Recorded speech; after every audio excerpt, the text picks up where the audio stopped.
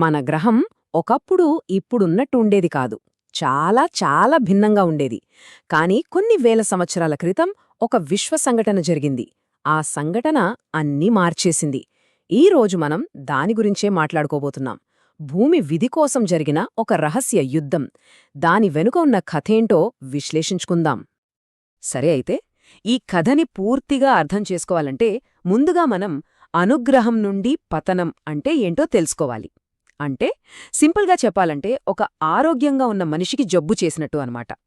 అవును, గ్రహానికి కూడా ఒక ఆరోగ్యం, ఒక శక్తి ఉంటుంది.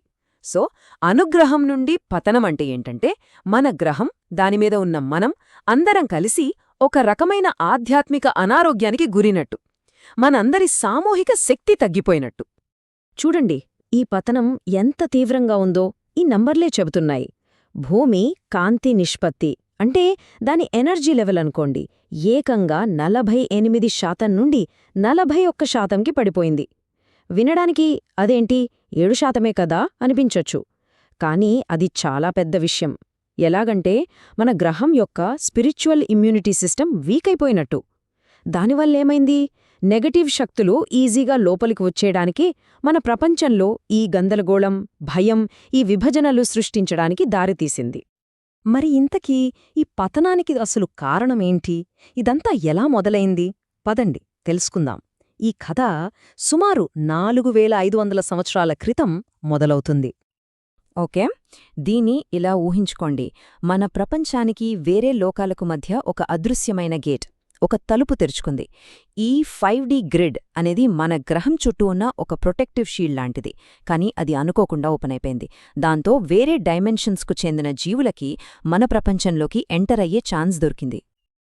కానీ సమస్య ఏంటంటే వచ్చిన వాళ్లందరూ మంచివాళ్లు కాదు.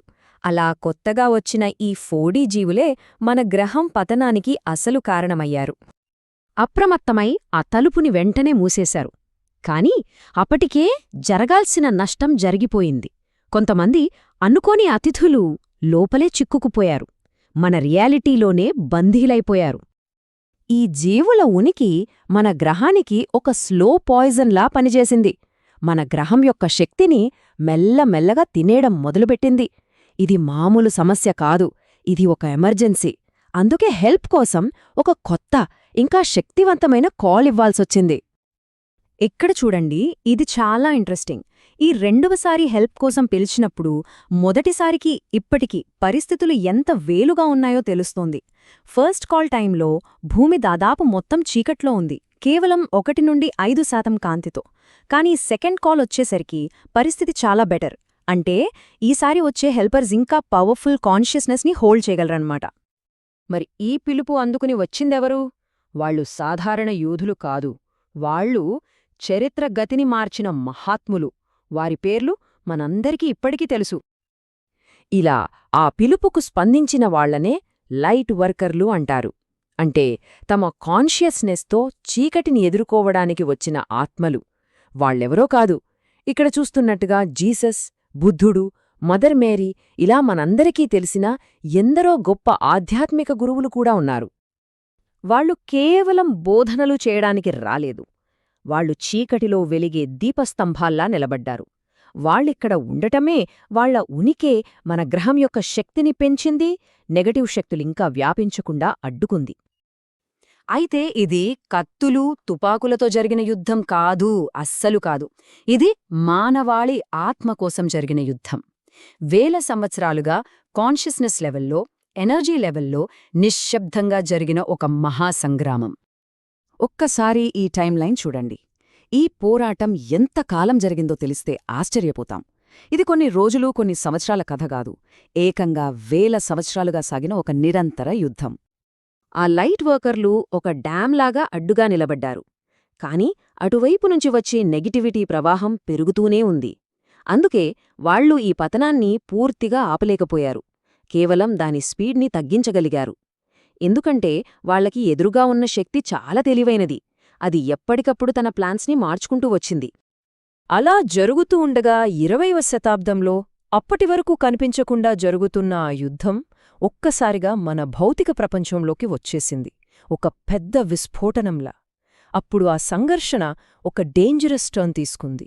ఎంత డేంజరస్ అంటే అది మానవాళి మనుగడకే ప్రమాదంగా మారింది. ఎలా అంటే ఆ 4D జీవుల ప్రభావం మన ఆలోచనల్లోకి చొచ్చుకుపోయింది. మనలో భయం, అనుమానం, ద్వేషం లాంటి విత్తనాలు నాటింది. చెప్పాలంటే ఇది మనపై జరిగిన ఒక సైకలాజికల్ అటాక్. వాళ్ల ప్రభావం అంతటితో ఆగలేదు. చివరికి అది ఒక భయంకరమైన సృష్టికి దారితీసింది.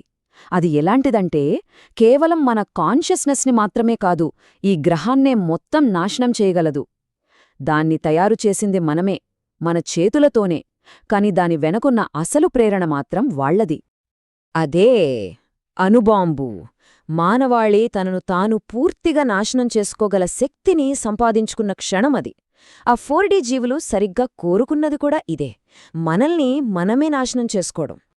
కాని ఈ చర్యతో వాళ్లు ఊహించనిది ఒకటి జరిగింది. ఇది ఒక యూనివర్సల్ లాని బ్రేక్ చేసింది. ఆ రూలేంటంటే ఏ నాగరికత అయినా సరే తన సొంత గ్రహాన్ని నాశనం చేసుకునే స్టేజ్కొస్తే అప్పుడు బయటి నుండి జోక్యం చేసుకుని ఆపడానికి అనుమతి ఉంది. మానవాళి తమని తాము నాశనం చేసుకునే అంచున నిలబడటంతో ఆ విశ్వచట్టం యాక్టివేట్ అయ్యింది. ఇక జోక్యం తప్పనిసరి. మరి ఆ ఉన్నత శక్తులు రంగంలోకి దిగితే ఏం జరుగుతుంది?